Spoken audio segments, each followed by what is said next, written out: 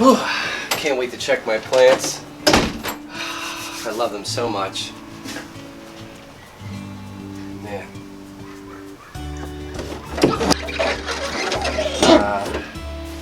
I love you guys so much.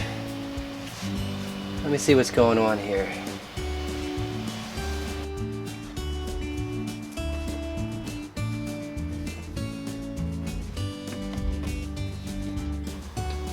What is that?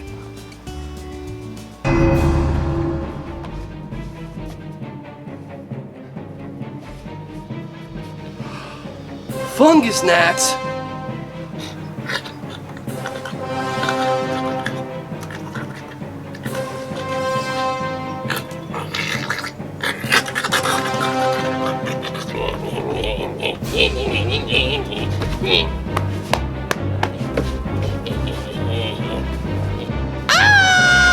Stop right there! Don't be that guy.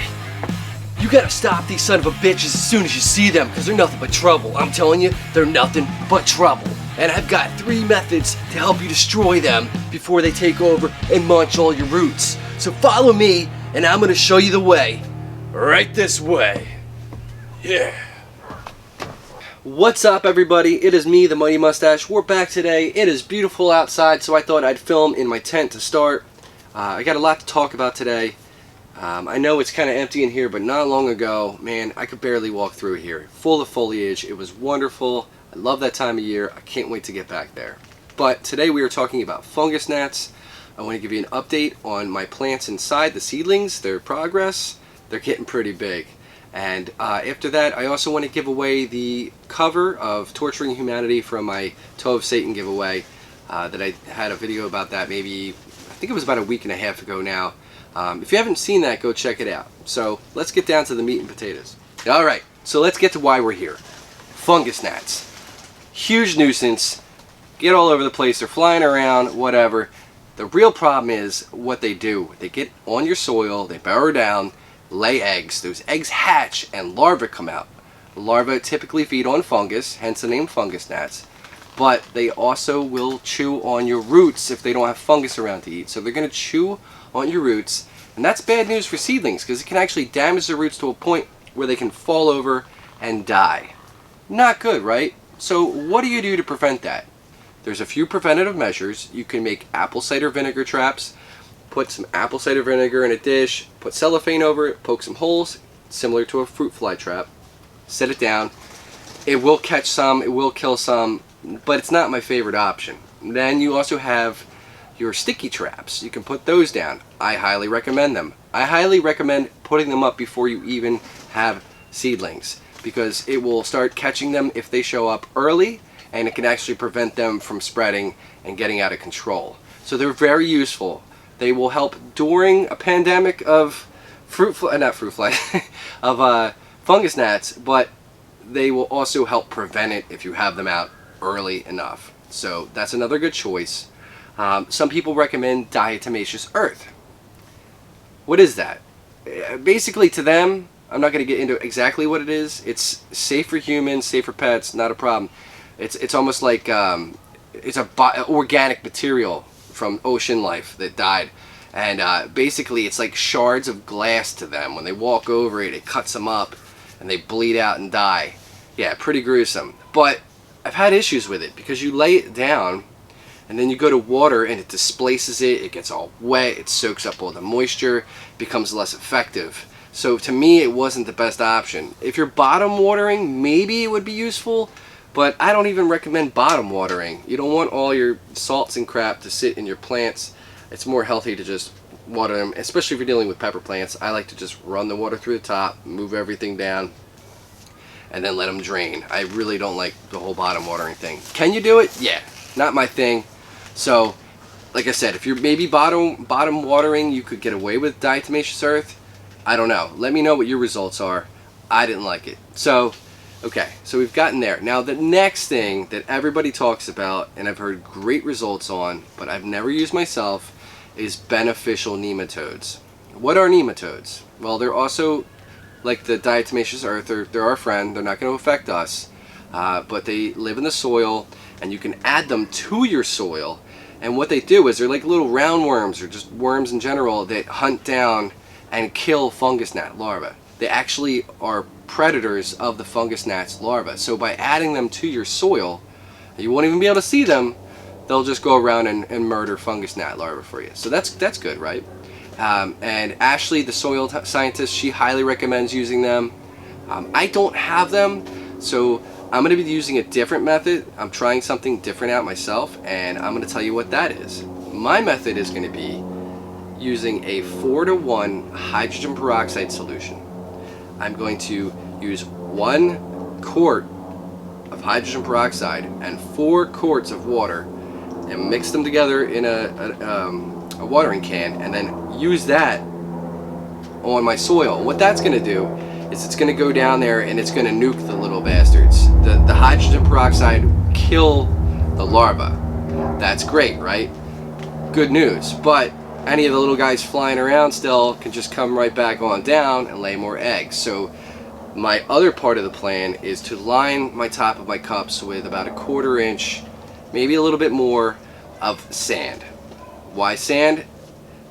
From what I've heard, they can't get into it as well or is as easy as they can regular soil, and sand dries out much faster than soil. So what it will do is keep your top layer of soil hidden under that sand, and it will keep it dry. And they can't lay eggs in dry material. They can't do it. They need it to be moist. And you'll notice if you overwater your plants and stuff like that, or you're starting seedlings where they have to be more moist than usual, that's typically when fungus gnats will show up. They'll start coming out of nowhere and laying eggs. So anyway, I've rambled on enough. Let's go check on my plants real quick, and then I'm going to demonstrate what I'm doing to one of my plants, and then I'm going to give away that cover of the book. Let's get to it. Here we are, guys. Row after row of beautiful giant pepper plant seedlings here. No longer seedlings, some of them. As you can see, they're getting pretty substantial, and I have plenty of them. The germination rate ended up being okay. I actually have a second grow station for seedlings at this point. I just ran out of space in here, obviously, but they're looking big, happy. I mean, look at that. They're getting monstrous. This is a douglas plant, by the way. Look at the size of that leaf. It's dark here, but look at that. And they're doing what they do, man. The Chinense, C. family of the pepper plants just come in monstrous leaves. They're all doing that over here. So that's just a quick update on how I'm doing. And like I said, I had some fungus gnats, so I'm going to take you outside and show you what I'm doing with one of them as an example.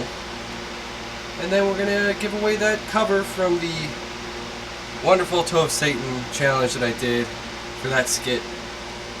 So let's go do that. Okay, so what I've done is I went ahead and mixed up 1 quart of hydrogen peroxide, and then I used 4 quarts of water into one container. Not this one, it wouldn't fit. Mixed it up in another container and then added it to my watering can. And basically I'm just going to water the plant as normal.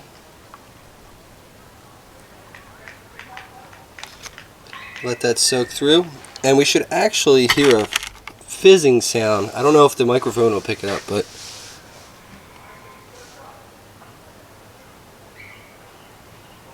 I can hear it. Hold on, let me get it up to you guys so maybe you can hear it. Not quite certain. Either way, so that's step 1. So we basically just killed off any of the larvae that are in the soil, or will kill them off. And then I'm just going to take some dry sand and add it on there.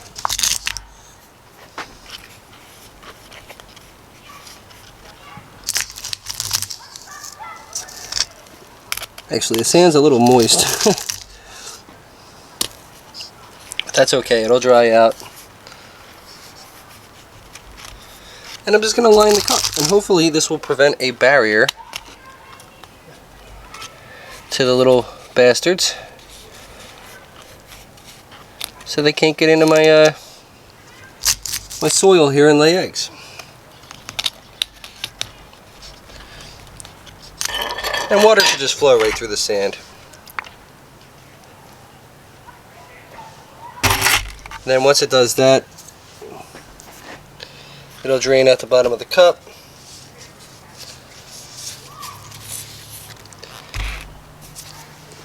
And it will stay drier than soil. Okay, so while I'm putting sand on 100 pepper plants in the past, let's get this giveaway going. I just gotta make sure everything's set.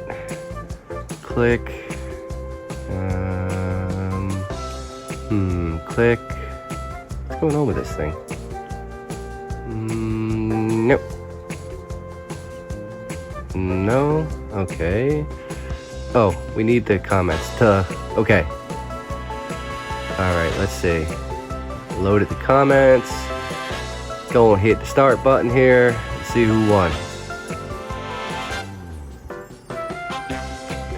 Hot Sauce Mike, congratulations, you win the cover of Torturing Humanity, written by Satan himself. I will sign that and get that out to you, you beautiful man. Love you, Hot Sauce Mike. Congratulations, Hot Sauce Mike, for winning that. Guys, I am exhausted. I put sand in about 70 cups and treated them all with hydrogen peroxide. Hopefully I got all the little bastards in there.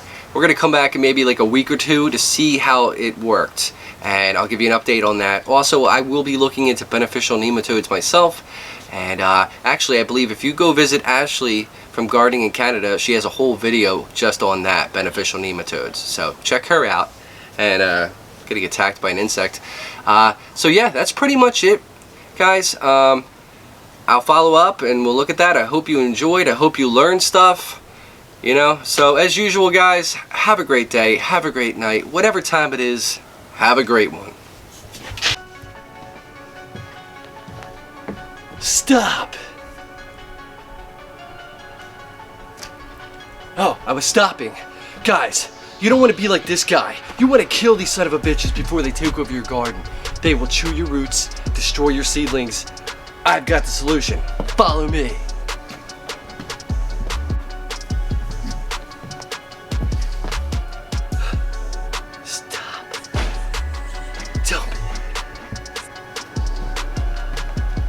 Stop! Has this happened to you? Well, I've got the solution. You need to listen to me right now. There's 4 ways that I've got that you can take these bastards for that.